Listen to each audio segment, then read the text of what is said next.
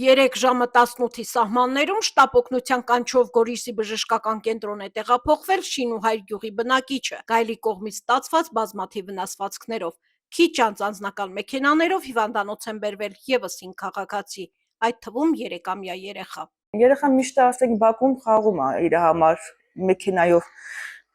Ով կպատկերացներ, որ կարող այդպես բան լինի։ Երեխեքից ձեներս դուրս եկան, տեսա մեր ժողովուրդը դրանց չի, որ երեխան մենակ էր դրսում,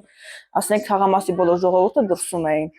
Այդ պահին երևի միանգամից իջել է ու ինքը դեմն ա եղել, միանգամից իր վրա է հարձակվել։ Գայլի հարձակումից տուժած 61-ամյա մյուս քաղաքացին պատմում է, իր տան դիմաց գործ անելիս հայտնվել է գայլն ու հարձակվել իր վրա։ Օգնության է հասել որդին։ Աշխատում ենք, sense շուռ եկավ, տղաս ասեց պապ, գայլա։ Այդ մոմենտը ես ձեռքս գցեցի գաբերանը, որի գաբերանը ես ընկա փոսը։ Նորից հարձակվի ինձ վրա, նորից ես ձեռքս տարա, նորից մտա բերանը։ Տղաս հələ մի քանի անգամ լապատկով խփեց գլխին, փախավ։ Քարահունջ բնակավայրի այգիներից մինչև Գորիս քաղաքի Այգեստան թաղամաս ընկած տարբեր տարածքներում բնակիչները վնասվածքներ են ստացել դեմքի, ոտքի, ձեռքերի և մարմնի այլ հատվածներում։ Ժամը 18-ի սահմաններում շտապ օգնությունը տեղափոխել է բժշկական կենտրոն անհետաձգելի բաժանմունք գայլի կծած վերքերով ծանր վիճակում մեկ պացիենտի, ուրեմն ըստ հիվանդի նշատի իհարկե, այնուհետև մինչև 10-15 րոպեն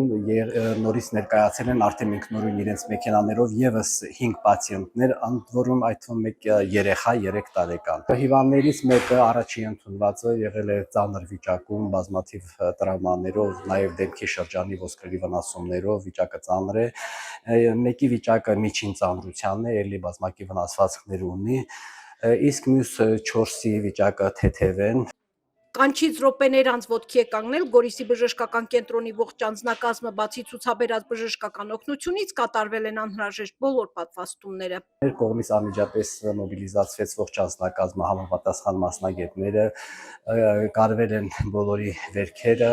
հիվանդներից մեկը այդ ծանր վիճակում գտնվողը հոսպիտալացվել է, միջին ծանրության հիվանդը դեռևս գտնվում է էմերջենսիում, մյուս 4-ն էլ են գտնվում էմերջենսիում, այս պահի դրությամբ կատարվել են բոլոր պատվաստումները անհրաժեշտ հակափայտացման եւ հակակատաղության պատվաստումները։ Դեպքից մի քանի րոպե անց Գորիսի ոստիկանության աշխատակիցների ողջ թիմը ոստիկանապետի գլխավորությամբ, ներքին գործերի նախարարության, փրկարարծառայության, Գորիսի ջոկատիպ տղաներն ու հրամանատարը, էկոպարեկները կցվել են որոնողական աշխատանքներին, գայլերին հայտնաբերելու եւ վնասազերծելու ուղղությամբ։ Ըստ ականատեսների 3 գայլ են եղել տարբեր հատվածներում, ոստիկանության կողմից մեկը վնասազերծվել է։